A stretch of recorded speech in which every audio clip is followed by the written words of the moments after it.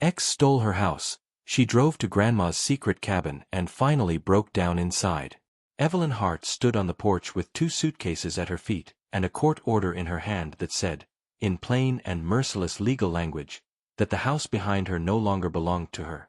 The house she had painted herself one summer, every wall a color she had chosen while Richard was away on a business trip, she later found out was not a business trip at all. The house where she had planted roses along the front walkway, not because anyone asked her to, but because she had wanted something alive and beautiful to come home to every evening. The house where she had cried alone in the kitchen at 2 in the morning more times than she could count, pressing her back against the refrigerator because somehow the cold of it steadied her when nothing else would. Richard Harte stood in the doorway behind her. He was wearing the gray blazer she had bought him for his birthday 3 years ago, back when she still believed that buying a man a nice blazer was an act of love and not an act of hopefulness. He had his hands clasped in front of him, very still, very composed, the way he always looked when he had already won something and was simply waiting for the other person to finish processing their loss. She did not look at him. She picked up the first suitcase and walked to her car. She put it in the trunk. She walked back for the second one. He said nothing. She said nothing. She put the second suitcase in the trunk and closed it, and the sound of that trunk closing was one of the loneliest sounds she had ever heard in her life, which was saying something, because her life had not been short on lonely sounds. She got in the car. She put on her seatbelt because her mother had always told her to put on her seatbelt, and her mother was gone now, but the habit remained, faithful and automatic, the way some parts of a person survive everything. She started the engine. She looked in the rearview mirror and saw Richard still standing in the doorway, hands still clasped, watching her go. She drove. She had not decided where she was going. She had the vague, panicked idea that she might drive to her friend Dana's apartment, but Dana's place was a 1-bedroom and Dana had a new boyfriend, and Evelyn could not bear the thought of sleeping on someone's couch while listening to another person's happiness through a thin wall. She thought about a hotel, but the thought of checking into a hotel alone with 2 suitcases felt like something that would break her in a way she would not be able to put back together, at least not tonight, not with the court order still warm in her bag. So she just drove. Out of the neighborhood where she had lived for 11 years.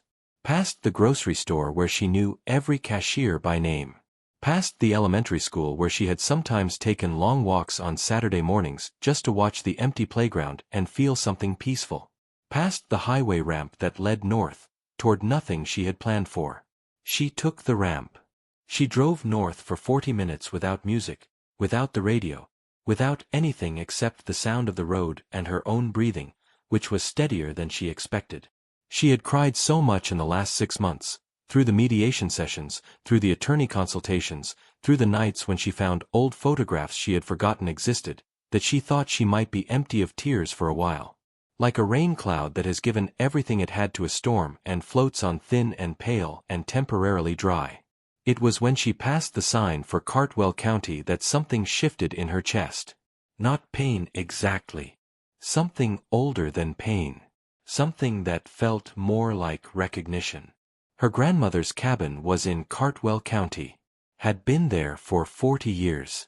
Her grandmother, Miriam, had bought it with her own money, which was unusual for a woman of her generation, and something Miriam had mentioned exactly once and never again, in the way that proud people mention their proudest things, quietly, in passing, almost to themselves.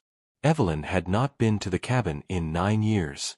Not since the summer before she married Richard, when she had driven up alone for a long weekend and spent 3 days reading on the back porch and swimming in the creek and eating whatever she could find in the pantry, which turned out to be canned soup and crackers and a jar of honey so old and crystallized it had to be warmed before it would pour, but it was the best honey she had ever tasted. Miriam had died 4 years ago.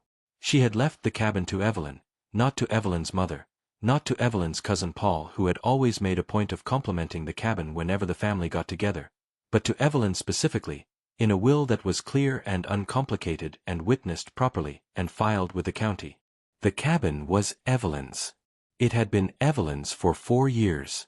She had simply not thought about it much, because her life had been full of other things, the marriage, the fight to save the marriage, the slow exhausting realization that you cannot save something that the other person has already decided to let die.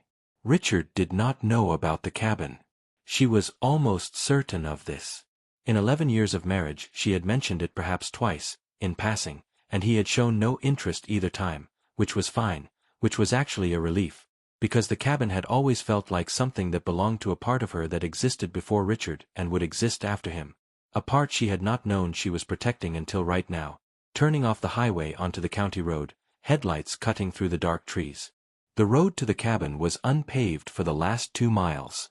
Her car bumped and rattled over the gravel, and she gripped the wheel a little harder and thought about how Miriam used to drive this same road in a truck with a cracked windshield and one working headlight, completely unbothered, singing something under her breath, usually a hymn but sometimes not. Miriam had been a complicated woman in the way that strong women always are. Full of contradictions she had never felt the need to resolve or explain. Hey! Before the next chapter begins, if this story is keeping you hooked, hit that subscribe button. It means the world and helps me bring you more. Now, let's get back to it. The cabin was dark when she pulled up. Of course it was dark. No one had been here in 9 years. She had not called ahead because she had not known she was coming until she was already on the road. She sat in the car for a moment with the engine running and the headlights on, looking at the cabin. It was smaller than she remembered. Or maybe she was bigger. Not physically, but in all the ways a person grows over 9 years, which are not always the good kinds of growth but are growth nonetheless. Layers added not like rings in a tree but like scar tissue over a wound. The cabin was a single-story structure with a covered porch along the front. Wood siding, a tin roof, 2 windows on either side of the front door. It sat in a clearing at the edge of the woods, with a creek somewhere behind it that she could hear faintly even from inside the car. A low steady sound like the world reminding itself that it was still moving. She turned off the engine. She sat in the sudden dark and quiet for a long moment. Then she got out of the car. The key. She needed to think about the key. She had a key somewhere. She had put it somewhere deliberate and safe after Miriam's funeral. Somewhere she would be able to find it if she ever needed it, which she had thought at the time was a small and manageable someday.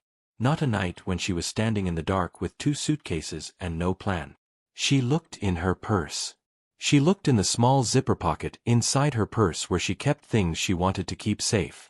Her hands were shaking a little now, not dramatically, just a fine tremor, like a violin string that has been bowed and released and is still vibrating. The key was there, small and old and slightly tarnished, on a keychain with a small wooden bird that Miriam had carved herself one winter when her hands were still steady enough for that kind of work. Evelyn had forgotten about the bird. She stood there in the dark looking at it on her palm and felt something move through her that was too large for her chest. She went to the door. The key turned. The door opened.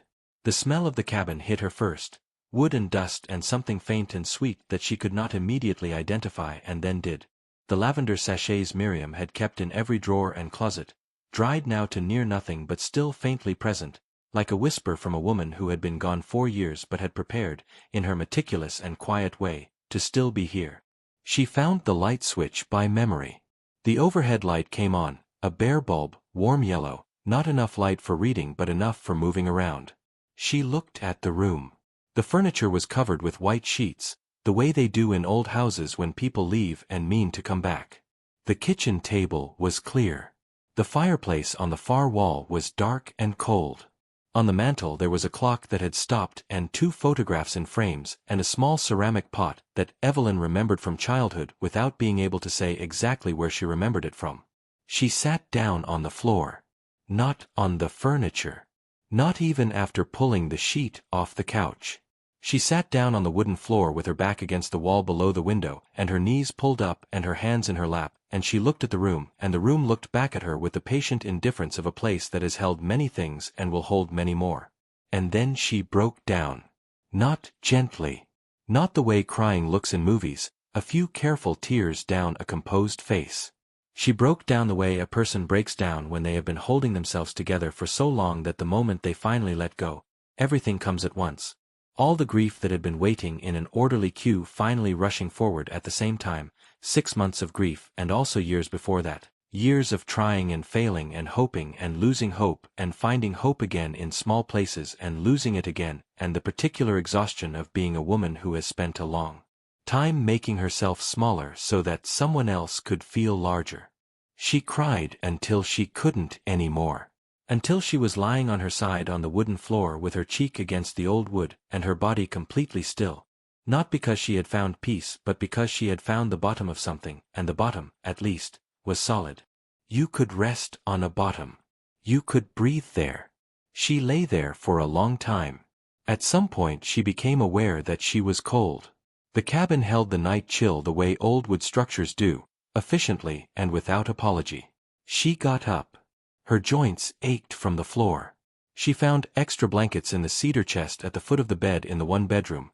Miriam had always kept extra blankets, had believed deeply in the importance of being warm, and she wrapped one around herself and sat on the edge of the bed and looked at the room again. The bedroom was small. There was the bed, a dresser, a nightstand with a lamp on it. On the dresser there was a hand mirror backed in silver that had belonged to Miriam's own mother, which made it very old, and a small dish that held some pins and a button and a folded piece of paper. There was a needlepoint on the wall above the headboard that said something Evelyn could not read from the bed. She would look at it in the morning.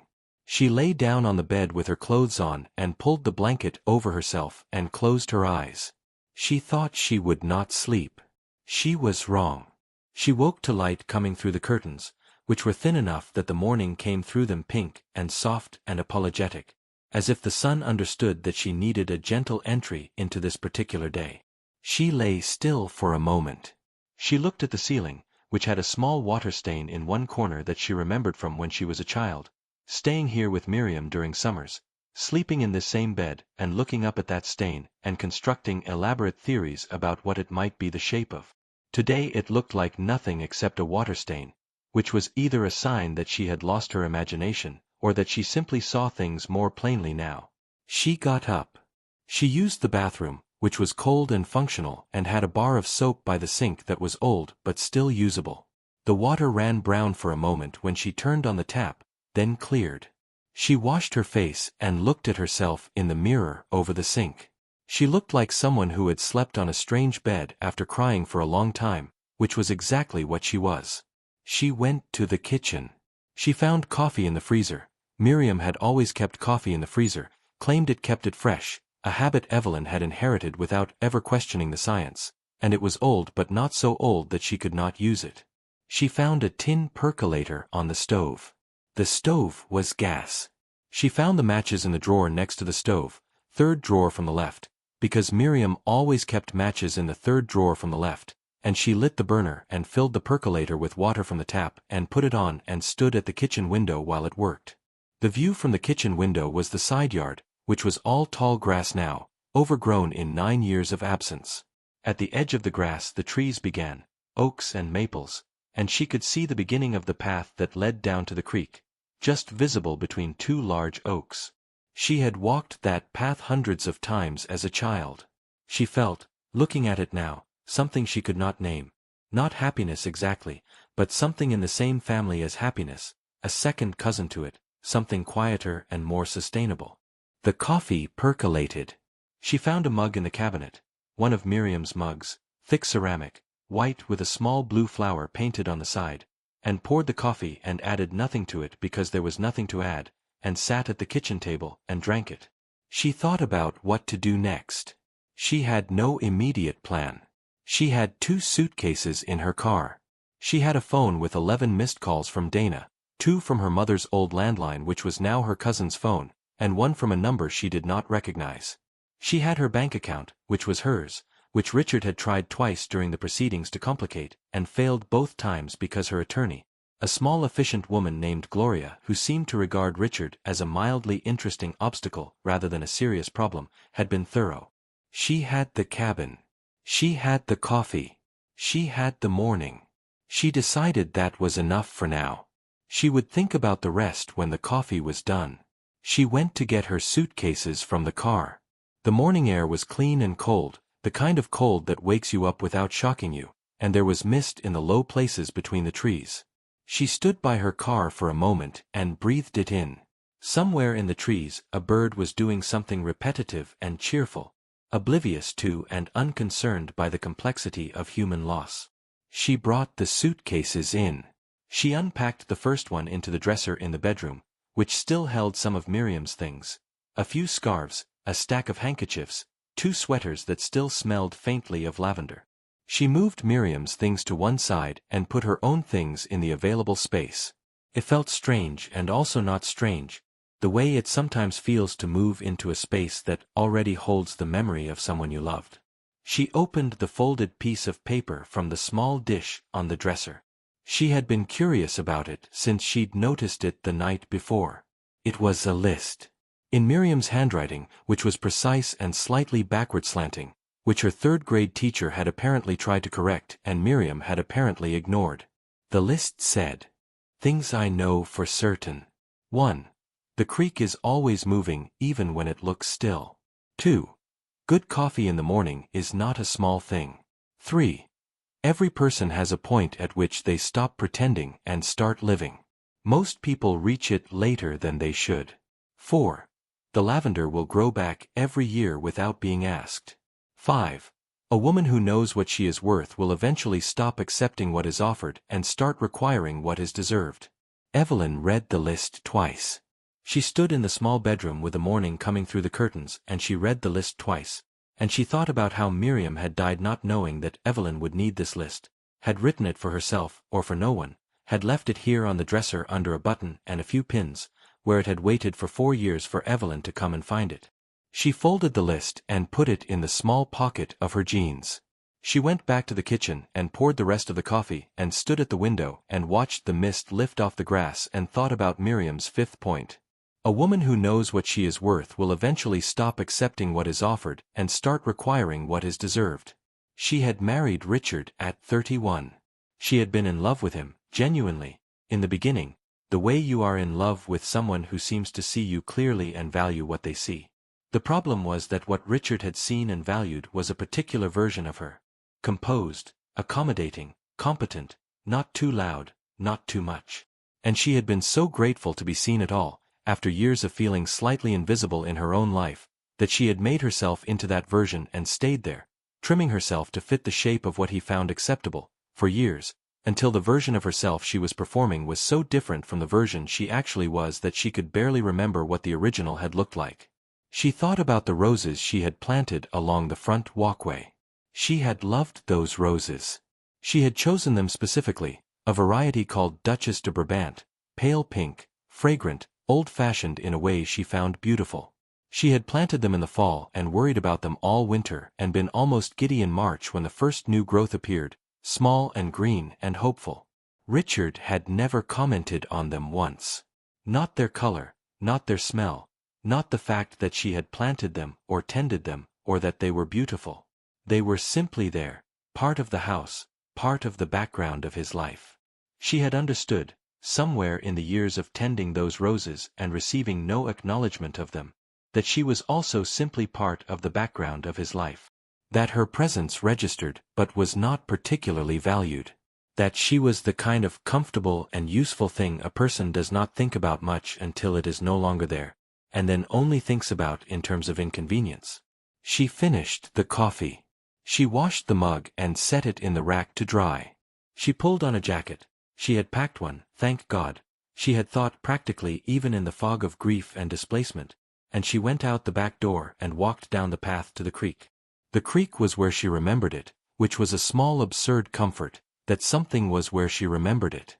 It ran clear and cold over smooth stones, and she stood at the edge of it and looked into the water and watched the way the current distorted the image of the stones below the surface, making them look wavy and impermanent even though they were still and solid on the creek bed. The creek is always moving even when it looks still. She had not understood that when she was a child and Miriam had said it. She had thought it was about the creek. Now she thought it might be about people. About herself, specifically. About the way she had appeared still, composed, adjusted, settled, while underneath something had been moving the whole time. Something that knew this was wrong and wanted more and was waiting, with the patience of water, for the moment when the path opened up. She sat down on a flat rock at the edge of the creek. The rock was cold through her jeans. She sat there anyway. She thought about what came next. The practical things, because she was a practical person, had always been. That was one of the true parts of her that had not been a performance. She had a job. She was a senior editor at a mid-sized educational publishing company, had been for 7 years, a job she was good at, and that was hers in a way nothing else had felt like in a long time. Her office was 40 minutes from the cabin. Not ideal, but possible. She had vacation time. She could take a week here, at least. She could figure out housing later. She could talk to her attorney about whether Richard had managed to complicate any other part of her life that she hadn't noticed yet. She could breathe. She could sit here by this creek and breathe for a few minutes before any of that. She watched a small brown bird land on a rock in the middle of the creek, look around with quick interested movements, and fly away again. There and gone, uncomplicated, not bothered by anything. She thought about Dana.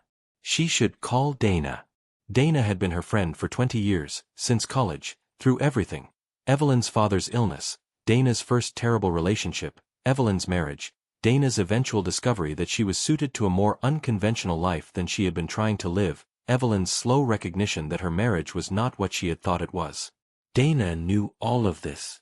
Dana had been there for all of it, with bad wine and good advice and the particular gift of knowing when to talk and when to just sit. She took her phone out of her pocket.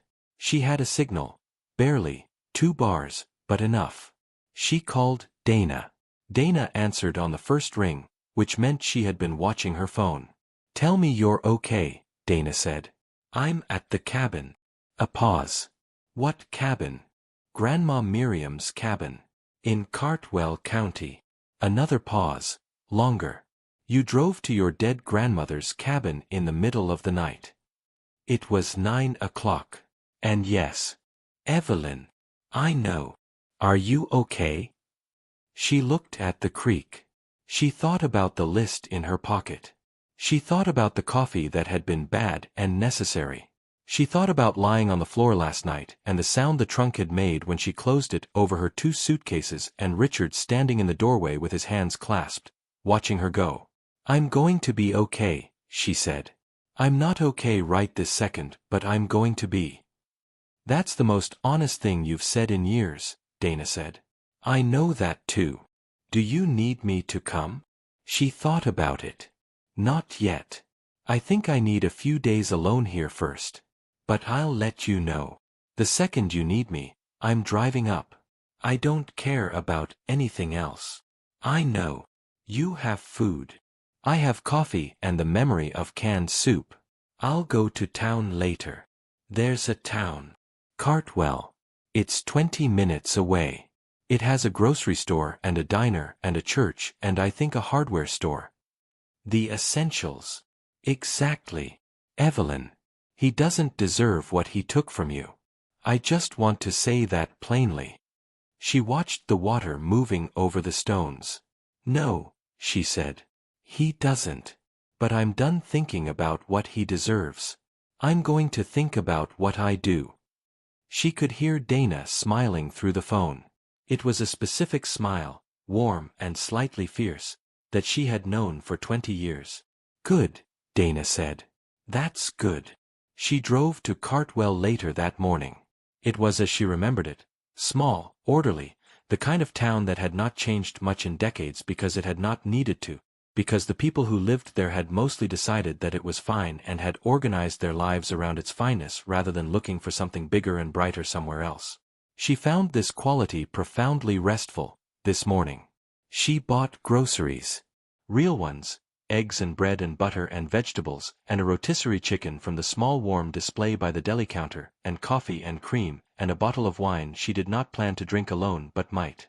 She bought a bar of soap and shampoo and a toothbrush because she had packed her toothbrush but not toothpaste, an oversight that seemed very human and slightly funny to her in the grocery store aisle. The woman at the checkout was older, with reading glasses on a beaded chain, and she scanned everything with the practiced efficiency of someone who had been doing this for years.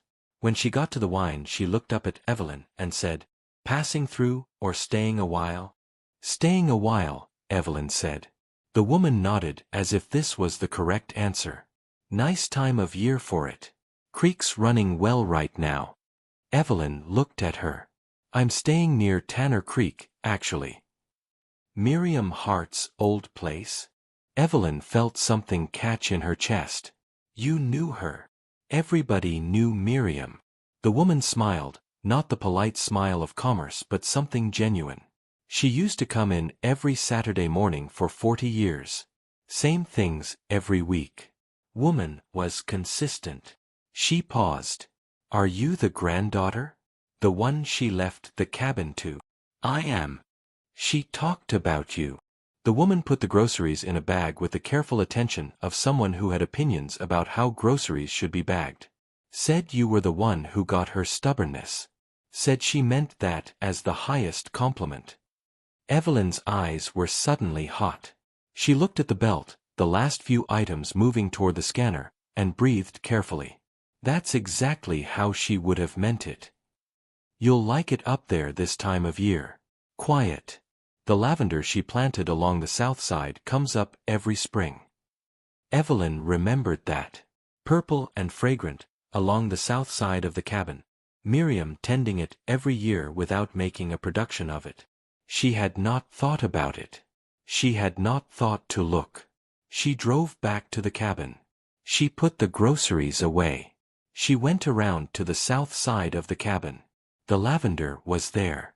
Not blooming yet, it was early in the season, but growing, clearly and unmistakably growing, green and purposeful, exactly where Miriam had planted it however many years ago. Coming up every year without being asked. She stood there for a long time looking at it. The lavender will grow back every year without being asked.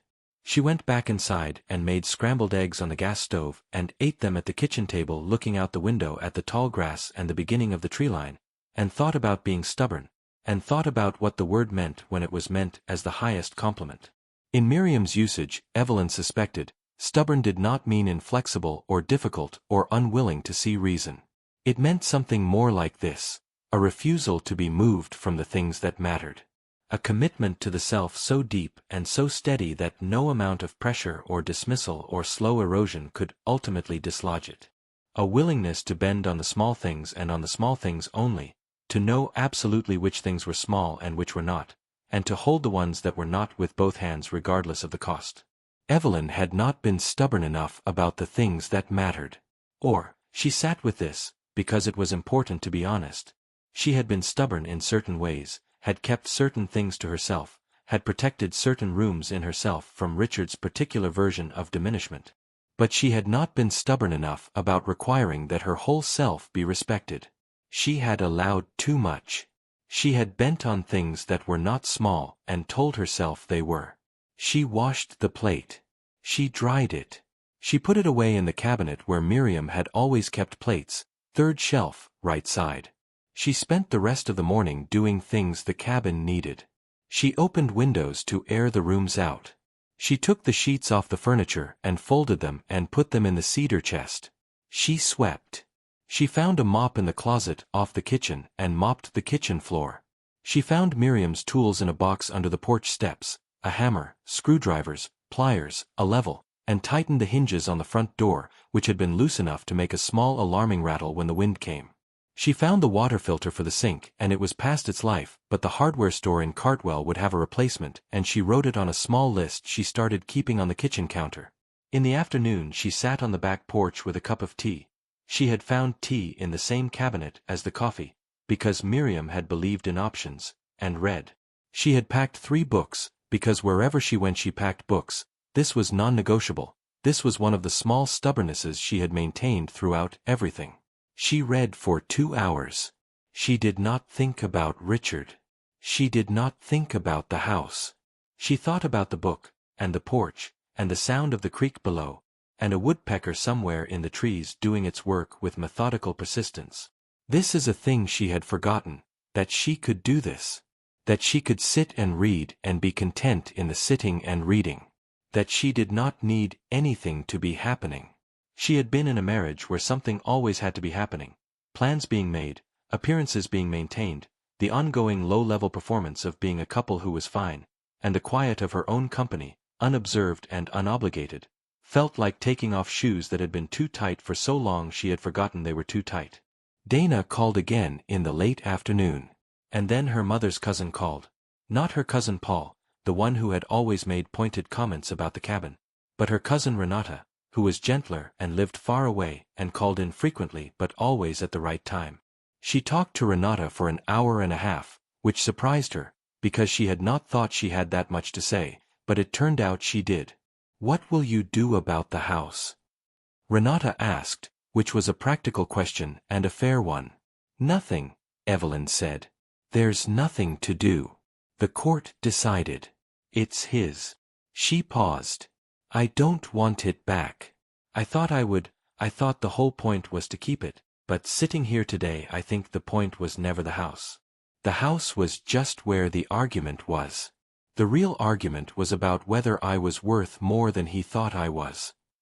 And I'm worth considerably more."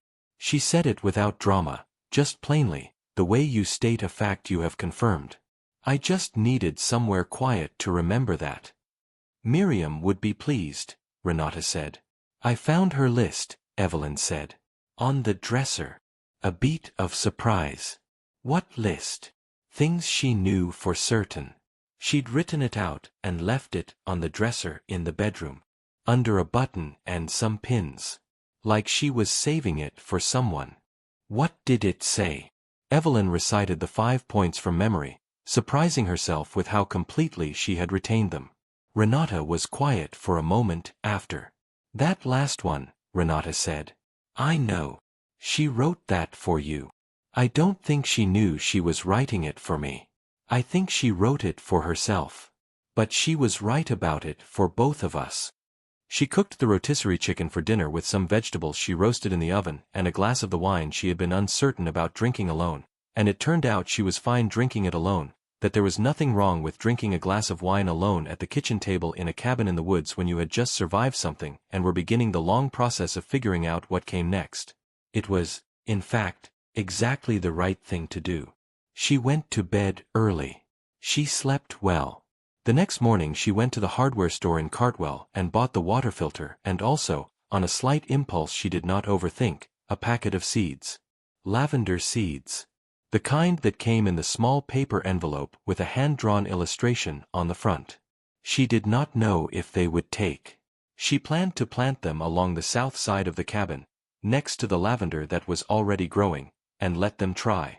She also stopped at the diner on the main street of Cartwell, which was called, without any particular imagination, the Cartwell Diner, and ordered breakfast, eggs and toast and more coffee, and sat at the counter and listened to the morning sounds of the place, conversations overlapping, the short-order cook working efficiently and without apparent stress, the bell above the door chiming when people came in and went out. It had that quality that good diners have, of being a place where the world is briefly simple.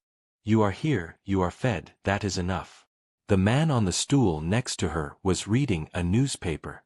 An actual paper newspaper, folded in the old-fashioned way. She had not seen someone reading a paper newspaper in years.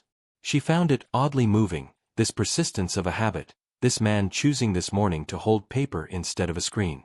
He noticed her noticing. "Local paper," he said. 40 years of reading it. "I didn't know local papers still existed here." "They exist everywhere people decide they should," he said, with the firm but not unfriendly manner of someone who has thought about this. He turned a page. "You're at Miriam Harte's place." She stared at him. "How do you know that?" He shrugged. "Small town.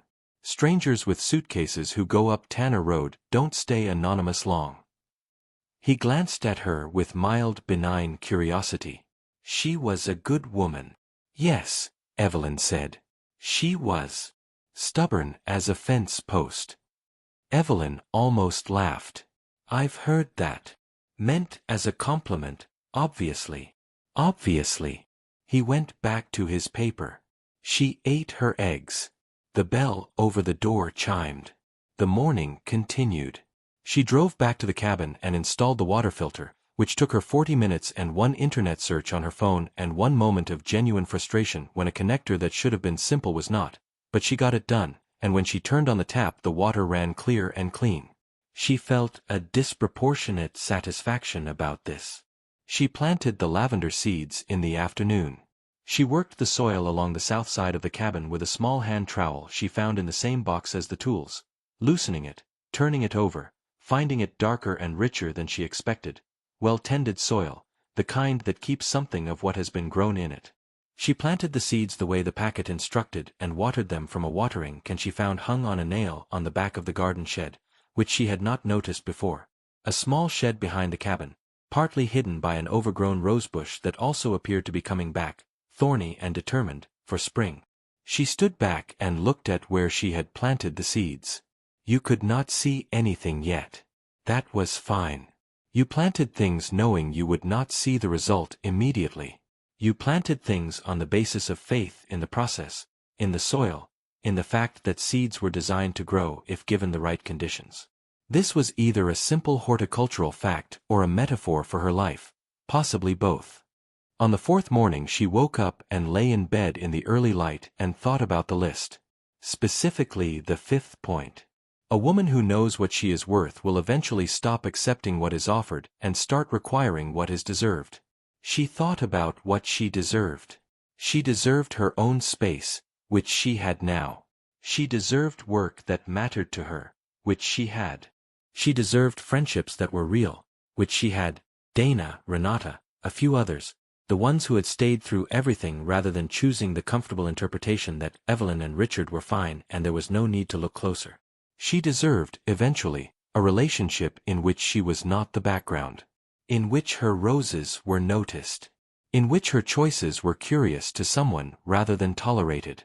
In which she did not have to make herself smaller to fit somewhere. This was not immediately available and did not need to be immediately available. She was not thinking about this as a near-term acquisition but as a quality she would recognize and require when it presented itself, rather than accepting less because less was offered. She deserved mornings like this one. Creek sound through the window. Bird in the trees. The knowledge that she had installed a water filter yesterday and planted seeds and that both of these things were solid and real. She got up and made coffee and stood at the kitchen window and thought about calling her attorney, Gloria, which she should do. Not to reopen anything. The case was closed, the house was decided. But to ask about the cabin specifically, to make sure that Richard could not claim any part of it through some mechanism of law that she had not thought to ask about before, when she had not been thinking about the cabin because she had not known she would need it. She called Gloria after breakfast. Gloria confirmed, quickly and with the flat certainty of someone who had done this 1,000 times, that the cabin was Evelyn's outright, had been for 4 years before the divorce proceedings, was not marital property, was not subject to division, and that Richard had no claim to it now or ever. Good, Evelyn said. Were you worried about that? Not specifically. I just wanted to know. You own it free and clear, Gloria said. Do you plan to stay there? For now. A pause. Good, Gloria said, which surprised Evelyn slightly, because Gloria was not given to editorializing. You should have gone somewhere that was yours months ago. I know. The house was a fight worth having on principle. But your energy was worth more than what that fight cost. Yes, Evelyn said. I know that now. Dana came on the 6th day. She arrived in the late afternoon with 2 bags of groceries, a bottle of better wine than Evelyn had bought, and the slightly windswept look of someone who had been in a car for 2 hours thinking about things. Evelyn met her on the porch. They hugged for a long time. Not the brief hug of acquaintance or even the medium hug of affection but the long specific hug of 2 people who have known each other for 20 years and have shared things that cannot be easily summarized. I'm so glad you called me, Dana said. I'm so glad you came. They sat on the back porch as the afternoon light went long and golden over the trees. Dana had brought cheese and crackers and the good wine and they ate and drank and talked, first practically, about housing, about Evelyn's job, about the specific legal and logistical steps that needed to happen in the next few months, and then less practically, which was where the important conversation always was. I keep thinking about those roses, Evelyn said. The ones he got with the house. He'll mow them over. He doesn't care about them. He might not even know what they are. Dana was quiet for a moment. Does that bother you? Evelyn thought about it, honestly. Less than I thought it would. They're just roses. I can plant more roses. Duchess de what? Brabant. She smiled. I looked it up. There's a nursery in the next county. Dana looked at her with the expression she had when she was seeing something she had been waiting to see. There she is, she said. What? The person who was in there. Behind all the... She gestured vaguely. All of it. Evelyn looked at the creek, barely visible through the trees from here, glinting where the late light touched it. I'm still figuring out what I want, she said. I don't have a plan. I have a cabin and a job and a water filter I installed myself and some lavender seeds I planted that may or may not grow. That's more than most people have after 6 months of what you went through. Miriam left me a list, Evelyn said. She took it out of her pocket. She had been carrying it there since the first morning. It was slightly soft now at the fold lines from being taken out and refold. She handed it to Dana. Dana read it. She read it again. She held it for a moment. She never met me, Dana said. No. But she knew you well enough to write something for you. She wrote it for herself. She just knew it was true about people she loved, too. Dana handed it back. Evelyn folded it and put it in her pocket. The sun was setting behind the trees, not visible but felt, the light going warmer and lower. The creek kept moving. The bird that had been doing its repetitive cheerful thing for 6 days was doing it still, which Evelyn had come to find comforting rather than repetitive, the steadiness of it. You know what the worst part of the last few years was? Evelyn said. Not the big things. Not the discovery, not the proceedings, not standing on that porch with my 2 suitcases. The worst part was how long I spent trying to figure out how to make him see me. Like if I found the right way to be, the right way to explain myself, the right way to present the case for my own value, he would finally agree that I was worth something. And you can't make someone see you who has decided not to look. And spending years trying is the biggest waste there is. She paused. The right person will look without being asked. Will look and be glad of what they see. Yes, Dana said. I don't know when that will happen for me. I'm not in a hurry. You don't have to be. But it will. I know it will. Because I'm not going to accept anything less than that anymore. Miriam's right. When you know what you're worth, you stop accepting what's offered. The evening settled around them, the specific quality of evening in the woods that is not darkness but the beginning of it, a softening of everything, a return of quiet that had been there all along underneath the day. They finished the wine. They went inside. Dana made pasta and Evelyn made salad, and they ate at the kitchen table and talked about other things. Dana's new job, which she was finding unexpectedly meaningful, a book they had both read recently and disagreed about in the productive way, a trip they had talked about taking together for years and had never taken and should take. Let's plan it, Evelyn said. Now. Why not now? What are we waiting for? Dana looked at her across the table. Absolutely nothing, she said. They planned it. Not the full thing, not hotels and flights and itineraries, but the broad shape of it. Where they would go, how long they would stay, what they wanted to see. A place they had both talked about for years and never made real because there was always something. A work conflict, a family obligation, a marriage that needed tending. Now there was nothing stopping them except inertia, and Evelyn had recently become violently opposed to inertia.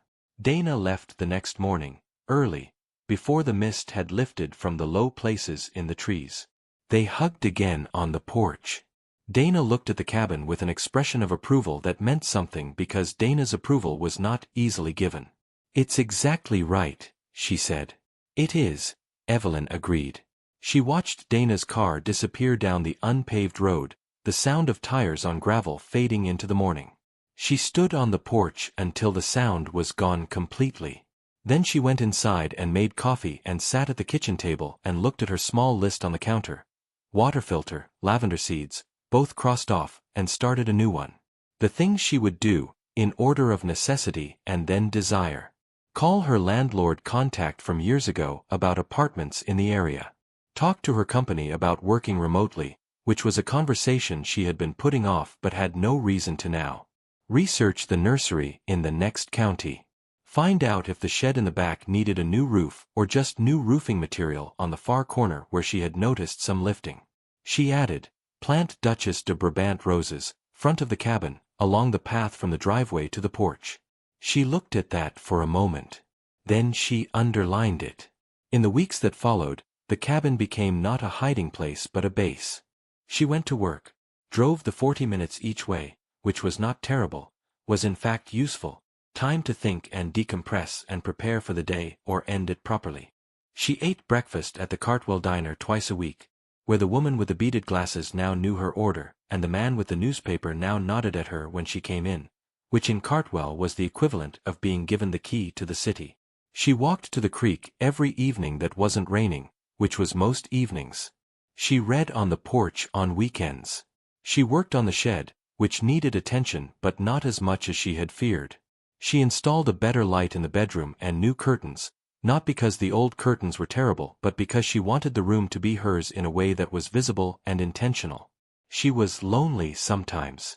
That was true, and she did not pretend it wasn't. There were evenings when the quiet of the cabin tipped from peaceful into something heavier, when the space felt less like freedom and more like absence. She was allowed to be lonely. Loneliness was not a problem to be solved immediately. It was a state to be felt and acknowledged and not fled from. She called Dana on those evenings. She called Renata. She talked to her colleague James, who had become a real friend over years of working together, and who called her regularly to complain about the production schedule and also to check on her, which was the kind of friendship that did not make a production of checking on you. She was also, often, fine. Better than fine. She was increasingly good. The lavender seeds she had planted sent up the first tentative growth 6 weeks after she planted them, small and gray-green and very certain of themselves for something so small. She stood and looked at them for a long time and felt something uncomplicated and good. She ordered the roses from the nursery. They arrived in late May as bare root plants, which required more care but were ultimately stronger for it, the woman at the nursery had told her. She planted them along the path from the driveway to the porch on a Saturday morning when the weather was cooperating and she had the whole day. She dug the holes properly and amended the soil and planted them at the right depth and watered them carefully and stood back and looked at the row of planted roses, invisible now, just sticks in the earth, and thought about March and what would come up green and hopeful and fragrant. She was standing there looking at the planted roses when she heard a car come up the road. She was not expecting anyone. Dana had been last weekend. She turned to look. It was not a car she recognized. It was old, blue, slightly dusty from the gravel road, and when it stopped in front of the cabin, a woman got out who Evelyn did not know, roughly her own age, with short gray-streaked hair and paint on her hands. The woman looked at Evelyn looking at her, neither alarmed nor apologetic, just direct. "I'm sorry to bother you," she said. "I'm looking for a property on this road, and I think I may have gone wrong somewhere. The GPS has no idea what it's doing out here." "What property?" "The old Hannigan place. About a half-mile north." "I don't know it. But there are a few properties north of here. You might go a bit further and see." "Thank you." The woman glanced at the cabin. She glanced at Evelyn. "Are those rose canes?" Evelyn looked at the row of planted sticks. "Duchess de Brabant," she said. "They won't look like much until spring." Something in the woman's expression shifted. "That's a beautiful variety. I have them in my garden in Miriam." Evelyn blinked. "You live in Miriam?" "The town. 20 minutes west." She smiled. "Odd name for a town. But it suits it somehow." They looked at each other for a moment. There was no reason to extend the conversation. The woman had gotten the information she needed and could go look for the Hannigan place. And yet neither of them moved immediately, the way you do not always move immediately when you meet someone and something in the atmosphere of the meeting suggests that there is no particular hurry. "I'm Evelyn," she said. "Claire." The woman looked at the roses again. "How long have you been here?" "Almost 2 months." "And before?" The question was direct, and not rude. Evelyn considered it. "A long time somewhere that wasn't right," she said. "This is my grandmother's place. She left it to me." "Lucky thing," Claire said. "The luckiest thing I didn't know was lucky until I needed it." Claire looked at the cabin, then at the trees, then at Evelyn. "I moved here from the city 4 years ago," she said. "After my own version of that. Not the same, but the same." "How is it now?" "Considerably better. Simply, without performance. The first year is the hardest. Then it gets interesting." Evelyn thought about the list in her pocket. She thought about what Miriam had meant by stubborn, by worth, by deserving. She thought about the roses that would come up in March. "I'm finding it interesting already," she said. Claire smiled. It was a smile that had some history in it, not uncomplicated, but real. "Good," she said. "That's the right thing to find." She got back in her car. She drove north. The sound of the engine faded. Evelyn looked at the row of planted roses.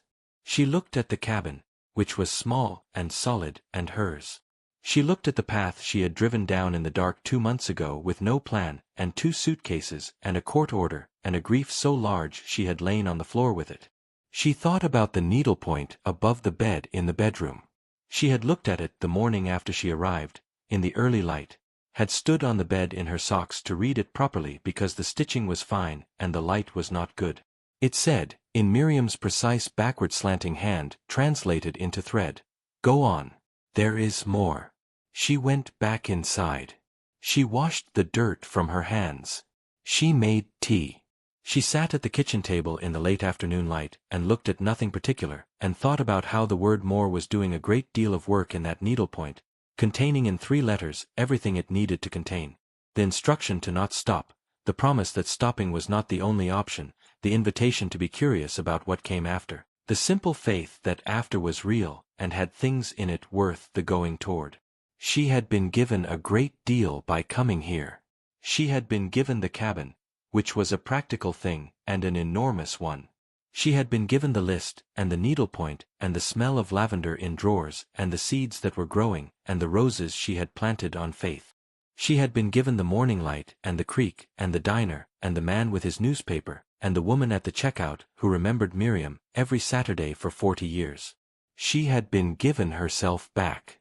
Not a new self, not a repaired self exactly, but the original one, or close to it, the one that existed before 11 years of making herself smaller, the one that planted roses for her own pleasure and fixed hinges and installed water filters and made lists and knew what she was worth. She took the list out of her pocket. She unfolded it. She read it again, as she had done most mornings since she found it. She read the 5th point last. A woman who knows what she is worth will eventually stop accepting what is offered and start requiring what is deserved. She folded the list back along its worn creases. She put it back in her pocket. She would keep it there for a long time. She would put it away eventually, in the small dish on the dresser next to the button and the pins, in the place it had come from, where it could wait for someone else who needed it. But not yet. Not for a while. She had things to do. She had roses to tend through the winter and a trip to plan and a shed that needed some additional attention on the north side. She had a life that was hers in a way it had not been in a long time, and she was going to pay attention to it, and she was going to go on because there was more. There was considerably more. She got up and went out to the back porch. The evening was coming in long and soft over the trees. The creek was moving, the way it always was, the way it always would be. The bird had gone quiet for the night. The lavender she had planted was invisible in the dimming light, but there, she knew, roots going down, getting ready. She stood on the porch in the evening and breathed, and the breathing was easy.